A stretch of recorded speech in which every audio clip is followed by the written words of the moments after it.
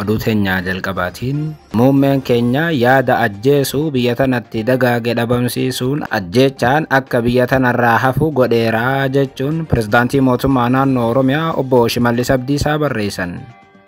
Oromiyaa Shimallis Abdiisaa bulchuu keessatti raayyaan ittisa biyyaa haadhaaf abbaadhaan ilaali jecha osoo ilma ajjeesuu muummeen keenya siyaasaa ajjeesuu dhaabeera jedhan obbo Shimallis. Muummee Shimallis Abdiisaatii fi ajjeechaa Oromiyaa bal'inaan dhageessu. Oduu itti aanuun Itoophiyaa keessatti bara 2024 gaazexeessitoonni 43 hidhamuu yookaan butamuu gabaasni IMS mul'ise. Keessumaa naannoo Amaaraa keessatti hidhattoonni finxaaleeyyii Amaaraa gaazexeessitoota butanii achi buutee dhabamsiisuu jedhe gabaasichi. Bal'inaan dhageessu. Oduu itti aanuun viidiyoon tibbana miidiyaa hawaasaa gubbaatti qoodame sobaa jedhame. Namni qaama saalaa namarraa mureeraa jechuun odeeffannoon faca'e sobaa jechuun poolisiin taatee kanaaf deebii kenneera. AGM odeeffannoo ganama kana isin biraan ga'e namni tokko sababa intalti isaa gudeedamuutiin qaama saalaa namarraa muruu gabaasuun keenya ni yaadatama. Dhimmicha irratti poolisiin deebii laate qaba. Gabaasa guutuu ni dhageessu. Oduu teenyaa xumuraatiin deeggarsi hidha haaromsaa cimee akka itti fufu waamichi dhiyaate.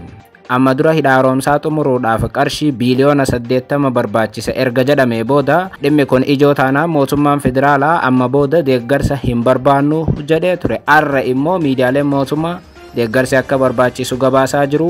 Akka mooltan daawwattootaaf hordoftoota aanolee Global Media oduu odeeffannoo keenya galgala kanaa qabannee dhufneeti jirra. Odeeffannoo keenya ijoo isaa amma dhageessan guutuu isaa isin biraan geenya. Aga xumura sagantaa keenyaatti dhaggeeffachuun yaada qabdan gara koomentiitiin nuuf barreessaa. Viidiyoon keenya namoota hedduu biraa akka dhaqqabuuf immoo like, share, subscribe godhuun dagatinaa isiniin jenna. Kallattumaan gara gabaasa bal'aattiin isin qajeelcha.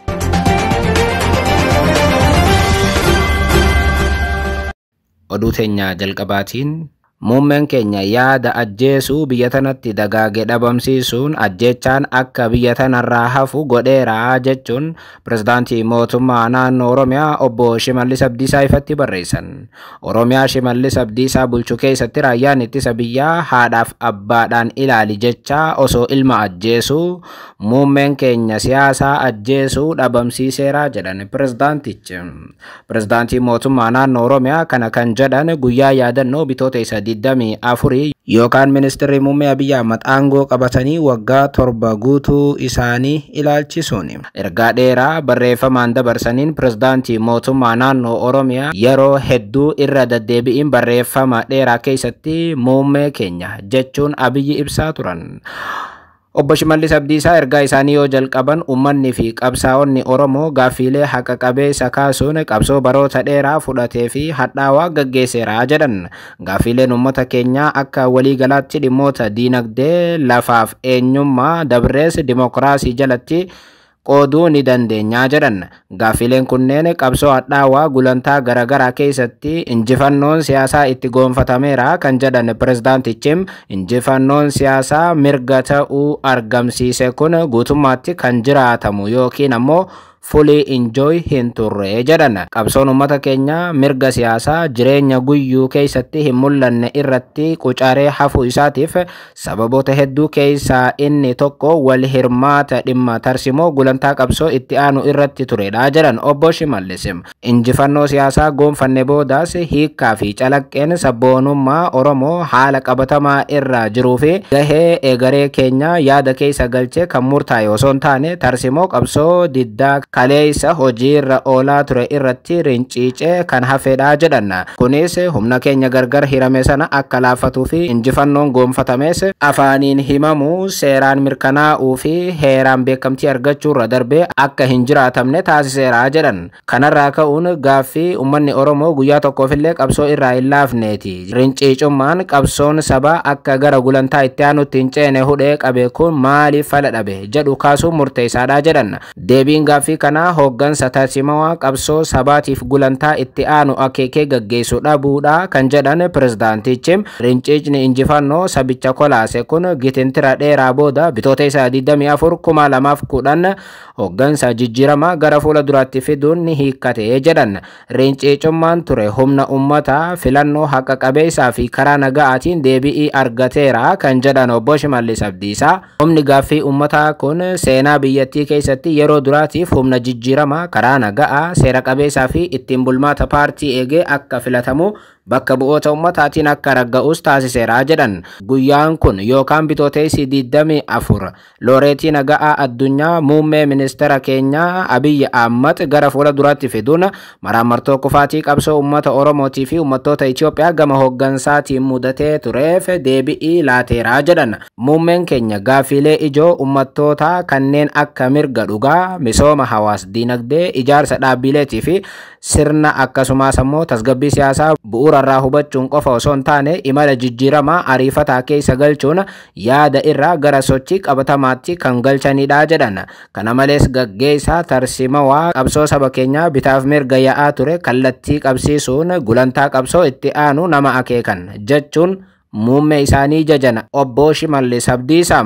Muummeen keenya aadaa siyaasaa wal qoodiinsaa shiraaf walajjechaa biyya kanatti lafa qabatee ture aadaa siyaasaa gochaa fi yaadaatti jijjiiruuf qabatamaan socho'aniiru kan jedhan obbo Shimallis Abdiisaa. Kanaanis gaaffiilee uummattoota biyya keenyaa qofa osoo hin taane hawwiilee garaagaraa sabootaa fi sablammoota Itoophiyaa wal faalleessuu danda'an falaasama ida'amuutiin wal simsiisuun milkaa'inoota hunda galeessa hedduu beekamtii idil addunyaa argatanis dhugoomsa jedhan. Walumaa galatti aadaa walajjechaa keessaa muummeen keenya Itoophiyaa baasaniiru. Itoophiyaatti waggoota 7 dabre namni aadaa walajjeessuu dhiise biyyattiin nagaa qabdi jechuu barbaadaniiti obbo Shimallis Abdiisaa. Muummeen keenya gaggeessaa dubbisan, xiinxalan, barreessanii fi raawwachiisanidha kan jedhan obbo Shimallis Abdiisaa. Gaggeessaa rakkoo gara carraatti jijjiiran, dilbii hin mul'anne arganii fi misoomsan, lolanii nama lolchiisanii fi injifachuullee itti beekan, baroota dhufan hedduu kanneen akeekan akkasumas immoo sabaa fi biyya tana bira taranii haala idil addunyaa gaggeessaa hubatanidha jechuun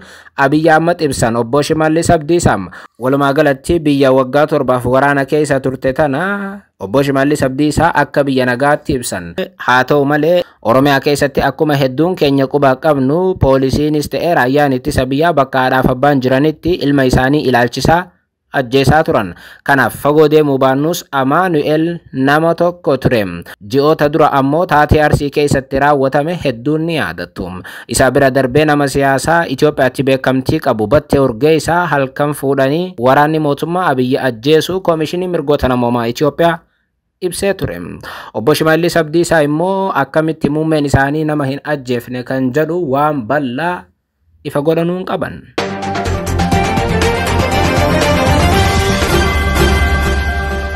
Oduu biraatiin Itoophiyaa keessatti bara 2024 gaazexeessitoonni 43 hidhamuu yookaan butamuu gabaasni IMS mul'ise. Keessumaa naannoo Amaaraa keessatti humnoonni finxaaleeyyii Amaaraa gaazexeessitoota butaa jiru jedhame. Itoophiyaa keessatti bara 2024 yoo xiqqaate gaazexeessitoonni 43 hidhamuu yookaan butamuu isaanii gabaasni madaallii nageenyaa gaazexeessitoota deeggarsa miidiyaa idil addunyaa IMS baase ni mul'isa.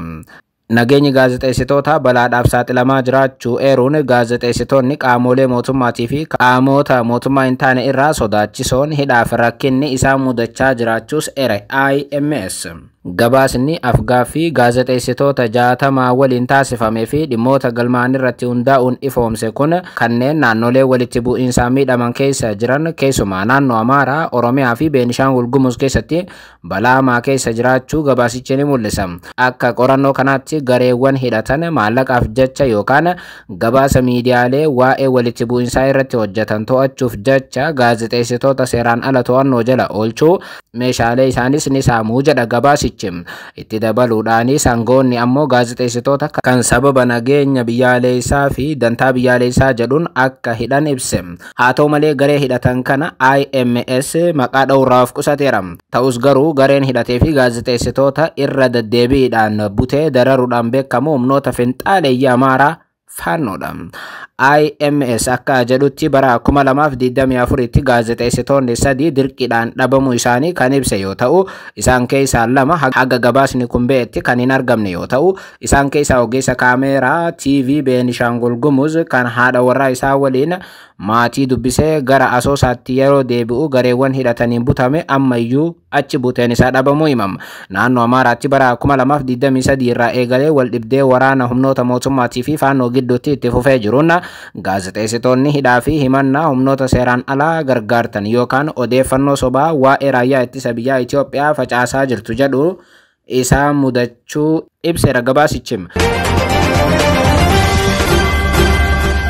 Dubraatiin viidiyoon tibbana miidiyaa hawaasaa gubbatti qoodame sobaa jedhame. Namni qaama saalaa namarraa mureera jechuun odeeffannoon faca'ee soba ta'uu poolisiin taatee kanaaf deebii kennee mirkaneesseera.